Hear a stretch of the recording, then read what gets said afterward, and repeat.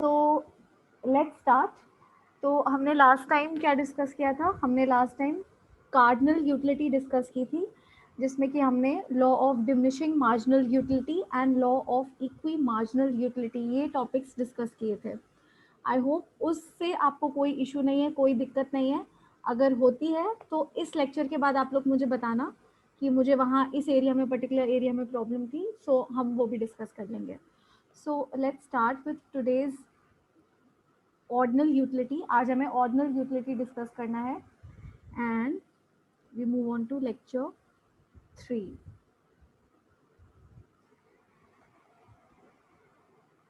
ठीक, तो अब हमने लास्ट टाइम जो डिस्कस किया था उसके बारे में हमने क्या पढ़ा था? दो चीज़ें पढ़ी थी कार्डिनल यूटिलिटी में। एक चीज़ अगर आप सबको याद हो तो एक मैंने बहुत ही इंपॉर्टेंट दोनों में पॉइंट ऑफ डिफरेंशिएशन बताया था कि कार्डिनल यूटिलिटी में माना जाता था कि utility is measurable in terms of utils, और ऑर्डिनल यूटिलिटी में ये माना जाता है कि यूटिलिटी को मेजर नहीं किया जा सकता।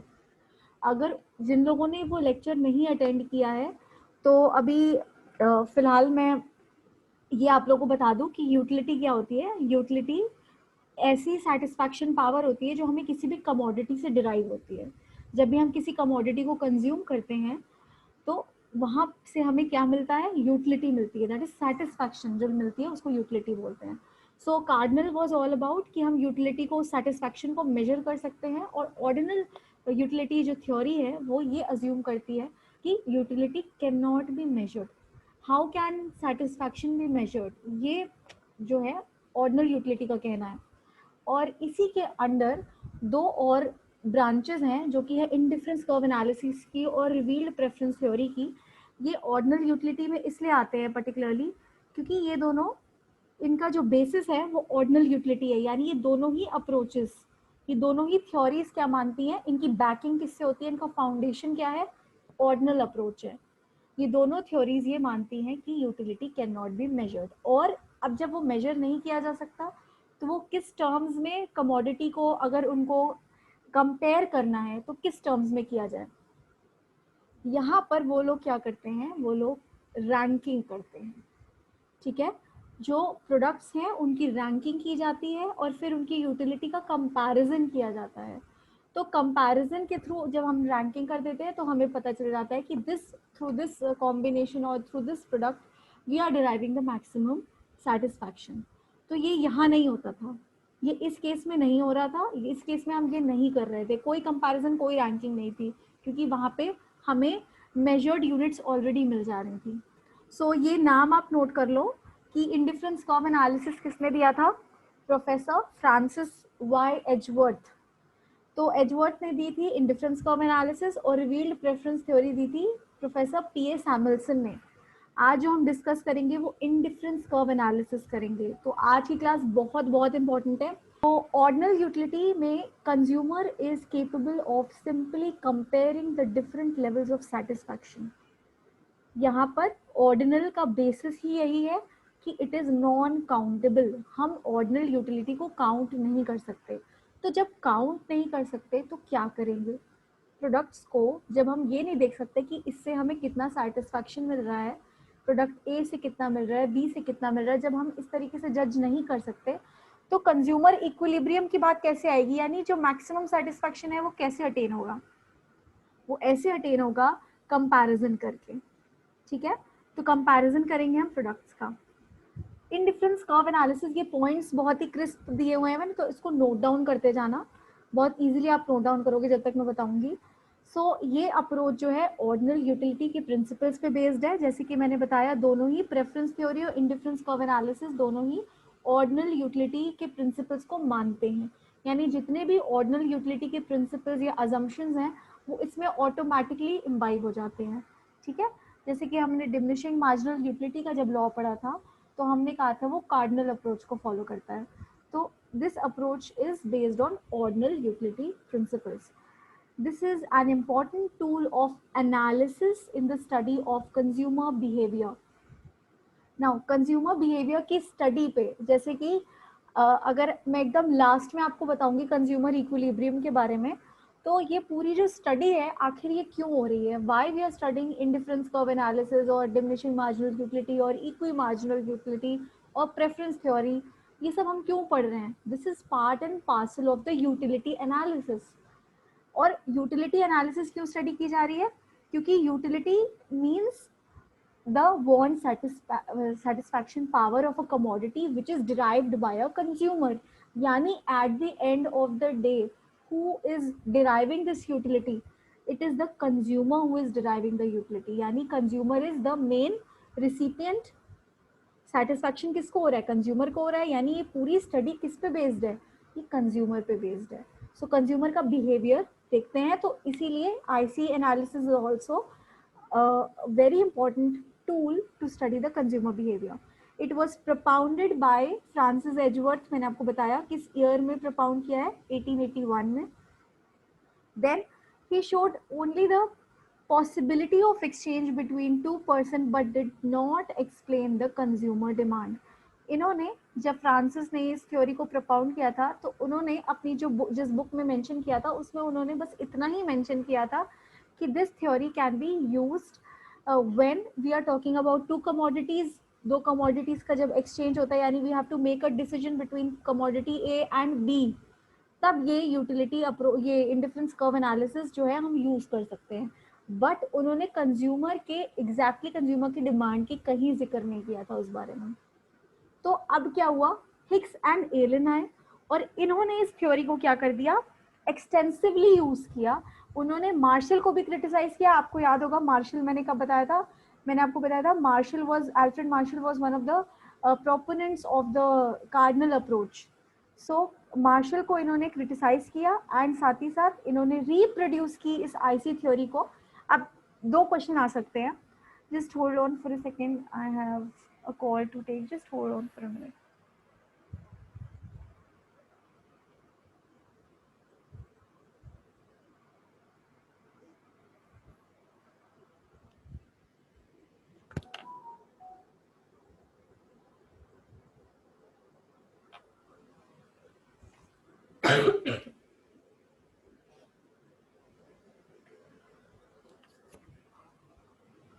हेलो, हाँ ठीक है ठीक है।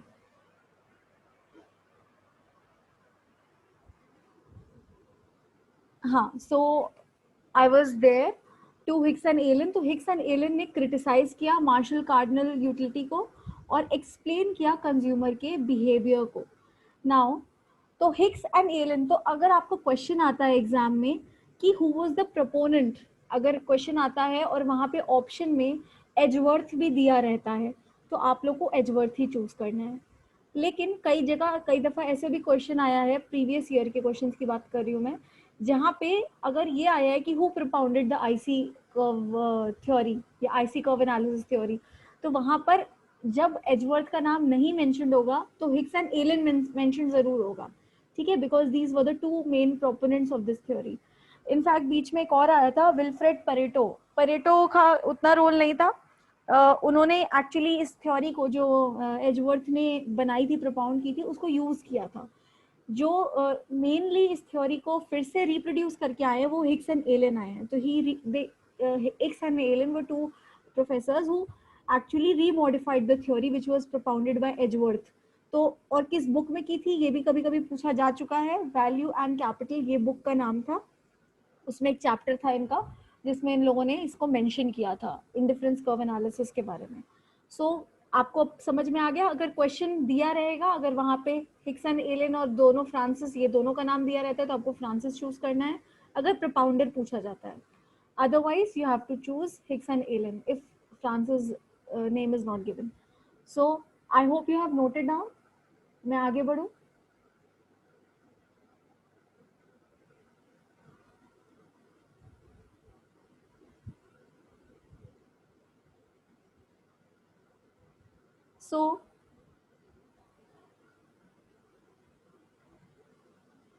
सो इंडिफरेंस कर्व होता क्या है अब ये समझते हैं। Indifference curve is nothing but it is a combination or means locus of combinations of two goods which will provide same और equal level of satisfaction to a consumer. अभी मैं आपको डायग्रामेटिक रिप्रेजेंटेशन दिखाऊंगी, तब तक अभी इसकी थ्योरी समझते हैं कि दो गुड्स हैं, ठीक है। अब मैं रेपिटेडली एक्स और वाई दो गुड्स अज्यूम कर लेती हूँ। अब इन दो गुड्स की स्टडी हो रही है कि अभी हमें क्या करना है, ट्रेड ऑफ करना है, हमें चूज करना है एक्स एंड वाई बोथ को। एक कंज्यूमर की इनकम क्या है, लिमिटेड है। अब उसको उसी इनकम को एक्स एंड वाई दोनों में यूटिलाइज करना है, यूज करना है। एक्स थोड़े एक्स के यूनिट्स खरीदने हैं, थोड़े वाई के यूनिट्स खरीदने हैं। नाउ ऐसे सिचुएशन में इंडिफरेंस कर्व का रोल प्ले आता है, वो ऐसे आता है कि now with his limited income, with his budget line, अभी हम बजट लाइन भी पढ़ेंगे क्या होती है, ये एक बजट लाइन होती है। इसके इसके कॉन्स्ट्रेंट के अंदर अंदर उसको ये दोनों गुड्स लेने हैं एंड अब उसको उस पॉइंट पे आना है जहां पे वो मैक्सिमम यूटिलिटी डिराइव करे, ठीक है। अब वो मैक्सिमम यूटिलिटी वो कई पॉइंट्स पे डिराइव कर पाएगा, जैसे कि हो सकता है वो पहले कुछ यूनिट्स ऑफ एक्स को ले और कुछ यूनिट्स ऑफ वाई को ले। नाउ यूटिलिटी, अगर एक यूटिलिटी की बात करें तो हमने लास्ट टाइम पढ़ा था कि यूटिलिटी एक पॉइंट पे मैक्सिमम हो जाती है। एक ऐसा पॉइंट आएगा जहां पे इसकी यूटिलिटी मैक्सिमम हो जाएगी। अब उसको उस यूटिलिटी के पॉइंट से नीचे नहीं आना। पहले आप इतना बस दिमाग में रखो कि यूटिलिटी का जो मैक्सिमाइजेशन है वो हो चुका है। अब उसको वो ऑप्टिमम पोजीशन पे आ चुका है। अब उसको उस ऑप्टिमम पोजीशन को मेंटेन करके चलना है। और अभी उसके साथ कितने गुड्स हैं, एक गुड्स नहीं है जहां पे उसने मैक्सिमम सेटिस्फैक्शन अटेन किया, दो गुड्स हैं। अब ऐसे कई पॉइंट्स होंगे जहां पे वो मैक्सिमम सेटिस्फैक्शन अटेन कर पाएगा। और बस एक प्रॉब्लम है कि वो दोनों साथ में एक्स और वाई का कंजम्पशन साथ में बढ़ा करके नहीं कर सकता, क्योंकि इनकम लिमिटेड है।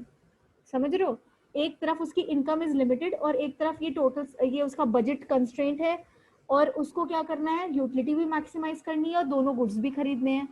अब ऐसा सिचुएशन में वो क्या करेगा, ऐसा कॉम्बिनेशन को लेगा ऑफ एक्स एंड वाई जहां पर उसको मैक्सिमम यूटिलिटी डिराइव हो रही है, ठीक है। और ऐसे मैंने क्या बताया, कई पॉइंट्स होंगे, अभी मैं बताऊंगी। और उन्हीं पॉइंट्स के लोकस को बोलते हैं इंडिफरेंस कर्व। उसी पॉइंट्स को मिला करके क्या बनता है, इंडिफरेंस कर्व बनता है। नाउ इंडिफरेंस कर्व अभी बनाती नहीं हूँ, मैं आपको डायग्राम दिखाती हूँ। सो कंज्यूमर इज इनडिफरेंट टूवर्ड्स, और हाँ, इसको इंडिफरेंस कर्व क्यों बोला जाता है, क्योंकि across the indifference curve consumer अगर किसी भी कॉम्बिनेशन को चूज करता है, ठीक है, एक्स और वाई की बात हो रही है, एक्स और वाई का कोई भी कॉम्बिनेशन, कॉम्बिनेशन मतलब कि जैसे 10 यूनिट्स ऑफ एक्स हो सकता है 20 यूनिट्स ऑफ वाई हो सकता है 15 यूनिट्स ऑफ एक्स हो एंड 18 यूनिट्स ऑफ वाई हो, तो ये कोई भी कॉम्बिनेशन साथ में हो सकता है। तो ये, और ऐसे जो कॉम्बिनेशंस जहाँ पे कंज्यूमर इनडिफरेंट हो towards which combination he should buy, ऐसे ऐसे पॉइंट को क्या बोलते हैं, ऐसे कर्व को क्या बोलते हैं, इंडिफरेंस कर्व बोलते हैं। अभी आप लोग को समझ में एकदम क्लियर हो जाएगा कि क्यों ये इनडिफरेंट है इस टाइम पे। Since each combination located on such a curve, the total satisfaction derived from any of these combination remains constant। ये मेन पॉइंट है, क्योंकि टोटल सेटिस्फैक्शन इस पूरे कर्व में किसी भी पॉइंट पे कांस्टेंट रहती है, इसीलिए द कंज्यूमर बिकम्स इनडिफरेंट कि उसको क्या कौन सा कॉम्बिनेशन चूज करना है। सिमिलरली इंडिफरेंस मैप क्या होता है, it is a set of indifference curves. कई ऐसे कर्व्स बना दे अलग अलग सेटिस्फैक्शन लेवल पे, तो उसका कॉम्बिनेशन को इंडिफरेंस मैप बोलते हैं। अभी मैं सब चीजें क्लियर करती हूँ। Now this is how an indifference curve looks like. Let me explain जो अभी हमने पढ़ा थ्योरी को। तो हमने बोला कि इंडिफरेंस कर्व, ये जो कर्व है यहाँ पे, ये सी आई सी कर्व लिखा हुआ है, this I C curve is indifference curve. Okay, so अब क्या है, ये कमोडिटी एक्स है यहाँ पर और यहाँ पे कमोडिटी वाई हमने प्लॉट कर दी ग्राफ पे। ना ऐसे ग्राफ में ये सारे पॉइंट्स आखिर जो बने हैं, हम एक ये पॉइंट बना देते हैं, ठीक है। एक तो ये पॉइंट बना ही हुआ था, ए पॉइंट बना हुआ था, हमने एक और पॉइंट बना दिया, फिर हमने एक और पॉइंट बना दिया। तो हम इन सारे पॉइंट्स को जब देख रहे हैं, अभी मैं एक्सप्लेन करती हूँ मैं बोलना क्या चाह रही हूँ। मतलब सोचो, ये मेरा थोड़ा लाइन गड़बड़ चला गया, ये एक्चुअली टच होना चाहिए था इस पॉइंट को। तो इनफैक्ट ये कर्व कैसे बनाए, ये कर्व ऐसे बनाए कि इन सब जब पॉइंट्स को हमने कंबाइन कर दिया, तब ये क्या फॉर्म हुआ, एक इंडिफरेंस कर्व टाइप का फॉर्म हुआ। फाइन। अब ये इंडिफरेंस कर्व कैसे फॉर्म होगा, ये जितने भी पॉइंट्स हैं, मान लो यहाँ पे 20 यूनिट्स थे वाई कमोडिटी के, यहाँ पे 15 यूनिट्स थे, यहाँ पे 10 यूनिट्स थे, और यहाँ पे 5 यूनिट्स थे। सिमिलरली यहाँ पर भी 5, 10, 15 एंड 20। ओके, आई होप आप लोग को समझ में आ रहा हूँ मैं अभी क्या बताना चाह रही हूँ। तो अभी ये कॉम्बिनेशन जो हमारे इस डायग्राम के अकॉर्डिंग बन रहा है वो क्या बन रहा है कि हम जब 20 यूनिट्स y का ले रहे हैं तो हम x का कितना ले रहे हैं, 5 यूनिट्स ले रहे हैं। ओके, मैं x, y लिख रही हूँ। x का हम 5 जब ले रहे हैं तो हम y कमोडिटी का 20 यूनिट्स बाय कर रहे हैं। ठीक है। सिमिलरली जब इसके अकॉर्डिंग जो मैंने ये वाली लाइन बनाई, इसके अकॉर्डिंग क्या है, जब हम y का 15 यूनिट्स खरीद रहे हैं तो हम x का कितना यूनिट्स खरीद रहे हैं, 10 यूनिट खरीद रहे हैं। सिमिलरली तीसरे पॉइंट पे आ जाए तो हम जब 10 यूनिट कितना खरीद रहे हैं, इसका y का खरीद रहे हैं, तो x का कितना खरीद रहे हैं, 15। अब ये देखो, ये जितने भी पॉइंट्स हैं ना, जितने भी मैंने आपको पॉइंट्स बताए, ये सारे पॉइंट पर सेटिस्फैक्शन उसको इक्वल मिल रहा है। क्या मिल रहा है, इक्वल मिल रहा है। सेटिस्फैक्शन इसलिए इक्वल मिल रहा है क्योंकि जब भी एक कंज्यूमर का नेचर, एक तो कंज्यूमर का नेचर ऐसा है कि उसको अगर the consumer is rational, we have to assume that the consumer is rational and he wants to attain the maximum utility। पहली बात तो ये तो रूल है इकोनॉमिक्स का। ठीक है, यहाँ इसका भी एक वो है, assumption है कि consumer is rational, that is he wants to maximize his utility, that is want satisfaction power of a commodity। ये हमने अज्यूम ऑलरेडी कर रखा है। साथ ही साथ हमें ये पता है कि हमारा एक बजट है, हम x को y को दोनों ही क्या करेंगे, इंक्रीज नहीं करते जाएंगे कि हम x को भी उतना ही खरीद रहे हैं, y को भी उतना खरीद रहे हैं। ठीक है, हम अपने घर का राशन भी तो ऐसे ही खरीदते हैं। जब जिस समय हम, आप अपने पेरेंट्स से पूछना कि कभी कभी जब राशन का बजट फिक्स होता है तो पेरेंट्स क्या करते हैं, कभी एक मंथ में क्या कर लेते हैं, एक चीज को अगर राइस उनके यहाँ ज्यादा आ जाएगा तो वीट का क्वांटिटी थोड़ा कम कर देंगे। अब ये सबके यहाँ नहीं होता है, लेकिन कई जगहों पे होता भी है। तो ये कंज्यूमर का नेचर माना जा रहा है कि वो फॉरगो कर देती है एक कमोडिटी को दूसरी कमोडिटी के बदले। यानी जब किसी एक कमोडिटी को वो खरीदेगा तो दूसरी कमोडिटी को क्या कर देगा, फॉरगो यानी गिव अप करेगा। और यहाँ पे आप देख सकते हो कैसे गिव अप कर रहा है। जब यहाँ पे वो 5 यूनिट्स खरीद रहा है तो 5 यूनिट्स ऑफ x खरीद रहा है तो 20 यूनिट्स ऑफ y खरीद रहा है। सिमिलरली जब 10 यूनिट्स खरीद रहा है, जब देख रहे जैसे जैसे क्या हो रहा है, जैसे जैसे x का कंजम्पशन बढ़ रहा है y का कंजम्पशन ऑटोमेटिकली घट रहा है।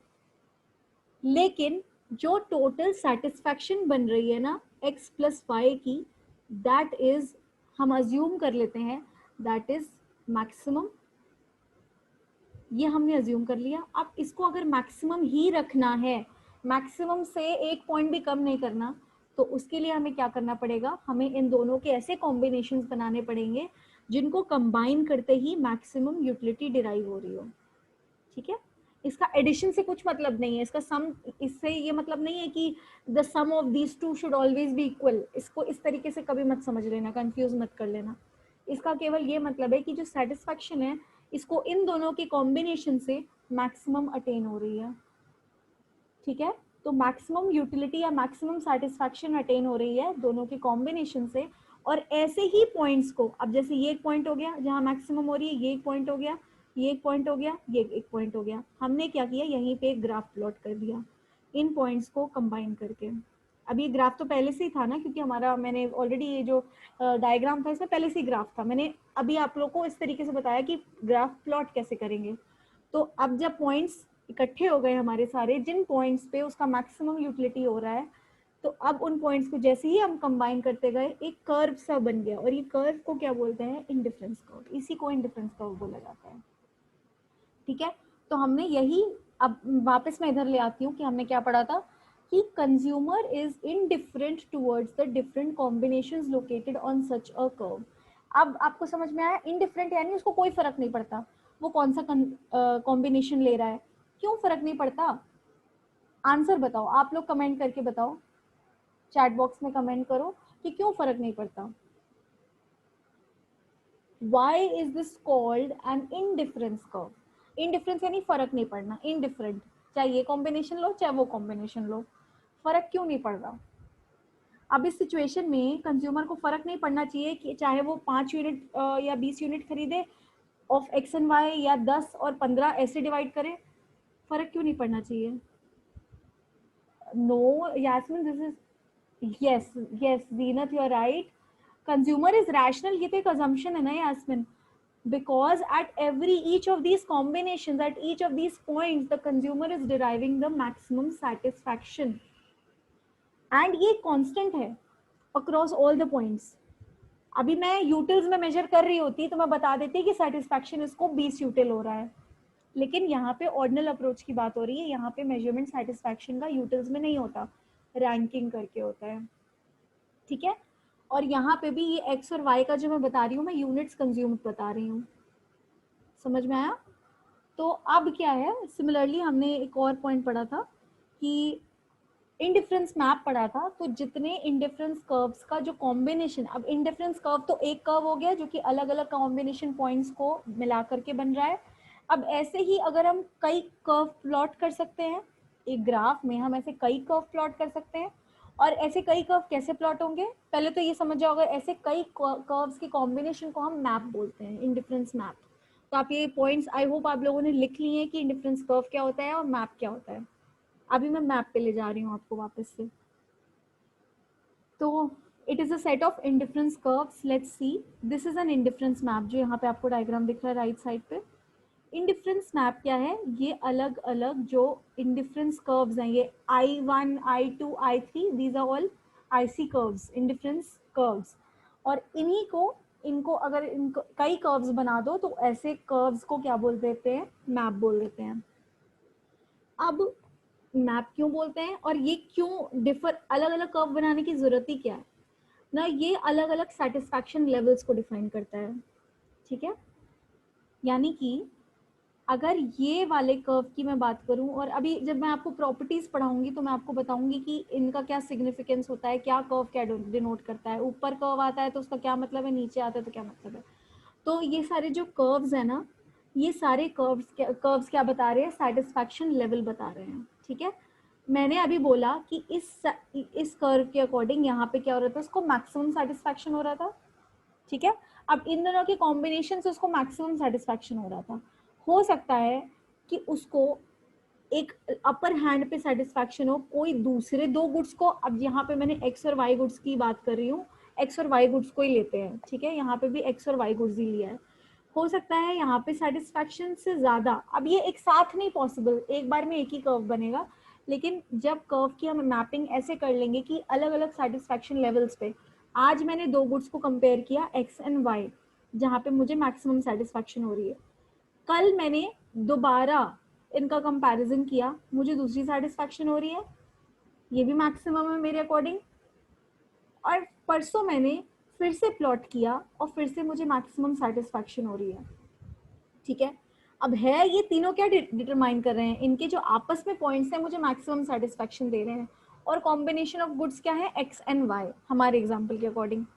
लेकिन जो कर्व हमें सबसे ऊपर मिलेगा ना, सबसे अपर हैंड पे जो कर्व है, that is depicting a very very high level of satisfaction.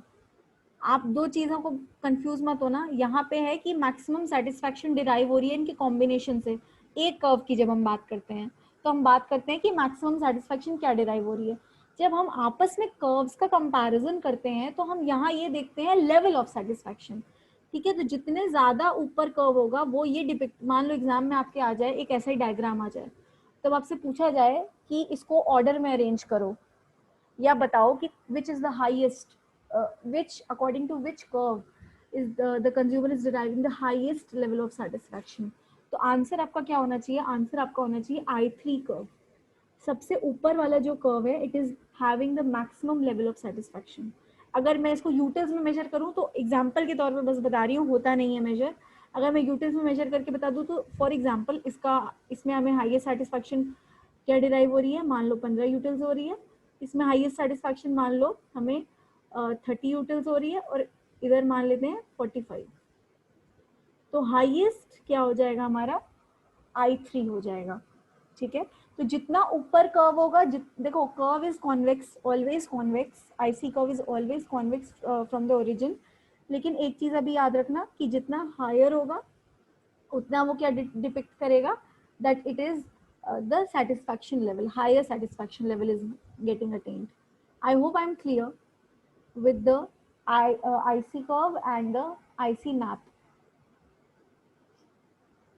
Now let us understand indifference schedule. तो वही शेड्यूल है जैसे अभी मैंने ग्राफ के फॉर्म में बताया, वही शेड्यूल जैसे मैंने ऑलरेडी आपको बता करके अभी इमेजिनरी शेड्यूल बना करके दिखा दिया था। तो ये कॉम्बिनेशन है number of goods of X and number of goods of Y के। तो यहाँ पे कॉम्बिनेशन क्या बन सकते हैं, ए का हम 20 यूनिट्स कंज्यूम कर रहे हैं, और सॉरी कॉम्बिनेशन एक बना, ए कॉम्बिनेशन बना जिसमें एक्स का हम कितना कंज्यूम कर रहे हैं, 2 यूनिट्स कंज्यूम कर रहे हैं, और वाई का हम कितना कर रहे हैं, 10 कर रहे हैं। तो जैसे जैसे आप देखोगे एक्स का क्या हो रहा है, इंक्रीज हो रहा है। आप देख रहे हो ई कॉम्बिनेशन क्या है, एक्स का 10 हो जा रहा है और वाई का क्या हो जा रहा है, कम हो गया है। तो एक्चुअली यहाँ पे किस चीज का सैक्रिफाइस हो रहा है, कौन से कमोडिटी का सैक्रिफाइस हो रहा है, ये बताओ आप। यहाँ पर हम फॉरगो किस कमोडिटी को कर रहे हैं और किस कमोडिटी को ले रहे हैं, जिसकी वजह से हम एक पर्टिकुलर कमोडिटी को फॉरगो कर रहे हैं। यहाँ पे पहले तो ये बताओ, आप ये क्लियर करो कि कौन सी कमोडिटी फॉरगो हो रही है, फिर मैं फॉर्मूले पे आऊंगी। फॉरगो करना यानी कम कर देना, जिसका कंजम्पशन हम डिक्रीज करते जा रहे हैं। क्यों डिक्रीज कर रहे हैं, क्योंकि दूसरे का बढ़ाना है। इस कॉम्बिनेशन के अकॉर्डिंग जल्दी बताओ।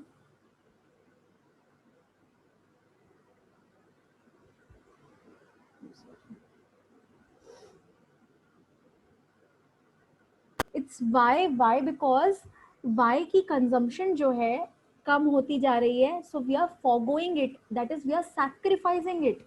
सैक्रिफाइस कर रहे हैं किसके लिए, एक्स के लिए सैक्रिफाइस कर रहे हैं, क्योंकि एक्स का कॉम्बिनेशन क्या हो रहा है, सॉरी एक्स का जो यूनिट्स हैं वो क्या हो रहे हैं, इंक्रीज होते जा रहे हैं। तो हमारे जो कॉम्बिनेशंस बन रहे हैं उसमें हम ये नोटिस कर रहे हैं कि Y is being sacrificed for X, ठीक है। Now let's see first I'll talk about the law of diminishing marginal rate of substitution, then we'll come on to the formula। क्या फॉर्मूला है इसका, तो सबसे पहले law of diminishing marginal rate of substitution. आपने law of diminishing marginal utility पढ़ा था,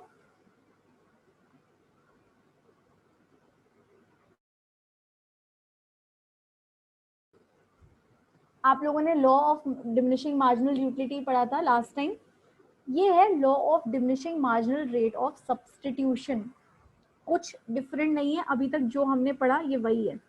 अभी तक हमने जो पढ़ा, यानी अभी जो मैंने ये जो सैक्रिफाइस आपको समझाया कि y का हो रहा है और x क्या हो रहा है, यहाँ पर बढ़ रही है, इसकी क्वांटिटी बढ़ रही है। So actually we are sacrificing y, keep this in mind, ठीक है। लास्ट एग्जांपल माइंड में रखो कि we are decreasing y and we are increasing x। That is, what we are doing is we are substituting what for what, can you answer me? हम किस चीज को किस चीज के लिए सब्स्टिट्यूट कर रहे हैं, हम y को सब्स्टिट्यूट कर रहे हैं x के लिए, ठीक है। हम y को सब्स्टिट्यूट कर रहे हैं x के लिए। तो ये स्टडी यही है, जो law of diminishing marginal rate of substitution है वो ये बोलता है कि the study of indifference curve shows that when a consumer gets one more unit of X commodity, his satisfaction increases।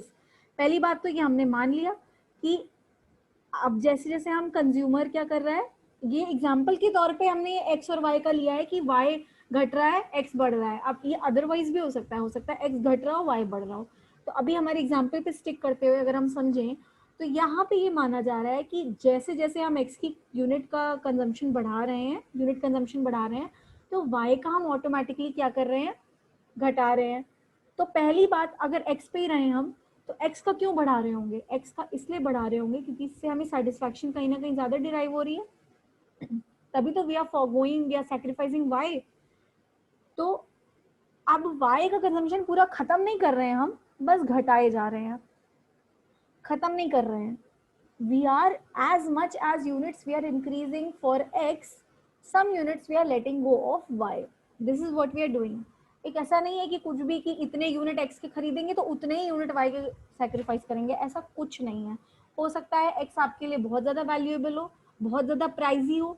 जब कोई चीज़ बहुत ज़्यादा प्राइजी होती है तो उसकी यूनिट कम आप लोगे, लेकिन हो सकता है उस प्राइजी यूनिट को खरीदने के लिए आपको बहुत ही चीप यूनिट, मतलब अगर ये चीप प्रोडक्ट है, वाई चीप प्रोडक्ट है, एक्स कॉस्टली प्रोडक्ट है, तो उस केस में क्या हो जाएगा, एक्स क्योंकि कॉस्टली है तो एक्स का आप एक ही 2 यूनिट खरीदोगे और वाई के आपको 10-12 यूनिट सैक्रिफाइस करने पड़ेंगे उस एक्स के बदले। तो यहाँ पे आप ये मत देखो कि कितने यूनिट आ रहे हैं कितने यूनिट जा रहे हैं, ये नहीं देखना, but we are sacrificing Y for X, ये चीज क्लियर होनी चाहिए। So if the consumer wants that his level of satisfaction may remain the same, that is if he wants to remain on the same indifference curve, he will, मैंने अभी बताया था ना indifference map के case में कि levels अलग अलग होते हैं, अगर उसको एक ही आईसी कर्व पे रहना है, एक ही आईसी कर्व पे रहना है तो क्या करना पड़ेगा, he will have to give up some units of y commodity। ठीक है, जैसे उसको इसी आईसी कर्व पे रहना है और दूसरे आईसी कर्व पे नहीं मूव करना है, मान लो उसको 15 ही यूटिल्स की सेटिस्फैक्शन चाहिए, उसको मैक्सिमम इतनी ही सेटिस्फैक्शन डिराइव करनी है, तो वो क्या करेगा, he'll have to sacrifice some units of y in order to increase the units of x, right? So in other words, in exchange for the satisfaction obtained from the additional unit of cold drink, यहाँ cold drink का example दे दिया juice से मैंने, कि अगर उसको additional unit cold drink के लेने हैं, यानी कोल्ड ड्रिंक का एक और ग्लास लेना है या और यूनिट्स लेने हैं, तो what he have to do is he will have to give up that many units of changes whose satisfaction is equal to the additional satisfaction obtained from an additional cold drink। वही x और y को cold drink और juice की बात कर दी है कि अगर हमें कोल्ड ड्रिंक का क्या करना है, कोल्ड ड्रिंक को कंजम्पशन इंक्रीज करना है, यहाँ पे x हमारा कोल्ड ड्रिंक हो गया, तो हमें क्या करना पड़ेगा, we will have to let go of juice for it. ठीक है, हमें जूस का ग्लास को क्या करना पड़ेगा, सैक्रिफाइस करना पड़ेगा, that is if you want to consume more of cold drink. So here the utility gained of cold drink is equals to utility lost of juice. Now यहाँ पे अगेन मैं बार बार यूनिट्स की बात आपको क्लियर कर रही हूँ कि यहाँ से यूनिट्स का दिमाग में मत लाना, अगर कोई कंफ्यूज करने जैसा क्वेश्चन आएगा कि उसने 10 यूनिट्स ऑफ एक्स के लूज किए या x यूनिट्स ऑफ y के लूज किए तो x कितना गेन करेगा, ऐसा क्वेश्चन आता है तो 10 यूनिट नहीं करेगा गेन। समझ में आ रही है, यानी जितना लॉस है उतना गेन करेगा, यूनिट्स नहीं गेन कर रहा है, यूटिलिटी गेन कर रहा है। आप चीजों को समझो, यहाँ पे ये बात नहीं हो रही कि एक ग्लास ऑफ कोल्ड ड्रिंक को छोड़ रहा है तो एक ग्लास ऑफ जूस को छोड़ रहा है, हमारे एग्जाम्पल के अकॉर्डिंग एक ग्लास ऑफ जूस को छोड़ रहा है एक ही ग्लास ऑफ कोल्ड ड्रिंक के लिए, ये बात नहीं हो रही। हो सकता है 2 ग्लास ऑफ जूसेस को छोड़ रहा हो वो एक ग्लास ऑफ कोल्ड ड्रिंक के लिए, तो कुछ भी हो सकता है, बट यहाँ पे यूटिलिटी की बात हो रही है कि जितना यूटिलिटी वो जूस की वजह से खो रहा है उतना ही यूटिलिटी वो कोल्ड ड्रिंक से डिराइव कर रहा है। हो सकता है ये डिराइव वो एक ही ग्लास में कर जाए, हो सकता है 2 ग्लास में करे, हो सकता है 4 ग्लास में करे। ओके, सो सेटिस्फैक्शन, और यहाँ पे सेटिस्फैक्शन उतना ही बढ़ रहा है जितना सेटिस्फैक्शन लूज हो रहा है। ठीक है, satisfaction gained will be equal to the satisfaction lost of the other commodity। ये चीज समझ में आई यहाँ तक? So according to this law, as a consumer gets more and more units of X, he will be willing to willing, यहाँ willing होना चाहिए, गलती से winning लिखा हुआ है, willing to give up less and less units of Y। In other words, and हाँ ये satisfaction क्या हो रहा है, ये चीज हमने law of diminishing marginal utility में पढ़ी थी कि जैसे जैसे क्या होता जाएगा, टीयू इंक्रीज होता था, आपने पढ़ा था याद है, टीयू क्या हो रहा था, कॉन्स्टेंटली इंक्रीज हो रहा था, and then there came a point जहाँ पे ये मैक्सिमम हो जा रहा था। लेकिन साथ ही साथ आपको मैंने ये बताया था कि मार्जिनल यूटिलिटी कॉन्स्टेंटली फॉल हो रहा था, राइट?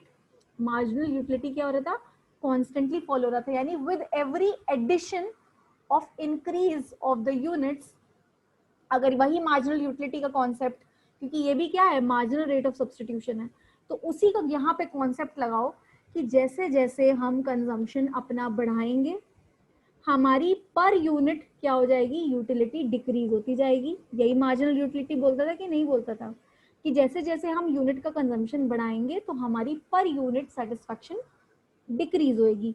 यही बात हम दो कॉम्बिनेशन, यहाँ पे दो कॉम्बाइंड गुड्स की बात हो रही है, तो यहाँ पे एक्स और वाई दोनों की बात हो रही है, वहां पे केवल एक गुड्स की बात हो रही थी।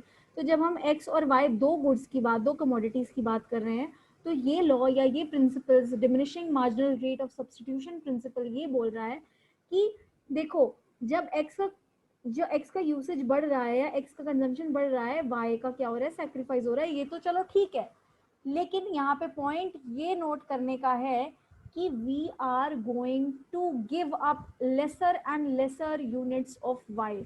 हो सकता है पहले हम 10 यूनिट्स ही सैक्रिफाइस कर रहे हो, अब हम क्या करें 8 यूनिट सैक्रिफाइस करें, फिर हम क्या करें 6 यूनिट सैक्रिफाइस करें, फिर हो सकता है 4 यूनिट्स, तो फिर हो सकता है 2 ही यूनिट। समझ में आ रही है? एक्स के बदले में वाई को जो गिव अप कर रहे हैं, वो गिव अप का रेट क्या हो रहा है, कम होता चला जा रहा है। वाई बिकॉज ये माना जाता है कि कंज्यूमर का यूटिलिटी एक पर्टिकुलर कमोडिटी से पर यूनिट, अगर हम यूनिट की बात करें, आफ्टर ईच यूनिट वो सेटिस्फैक्शन धीरे धीरे कम होती चली जाती है। ये पॉइंट मैं फिर से पढ़ती हूँ। As a consumer gets more and more units of Y, sorry X, he is willing to give up lesser and lesser units of Y. ठीक है, जैसे जैसे एक्स का कंजम्पशन वो बढ़ा रहा है, वो वाई का सैक्रिफाइस तो कर रहा है, लेकिन वो सैक्रिफाइस का जो यूनिट्स है वो कम होता चला जा रहा है।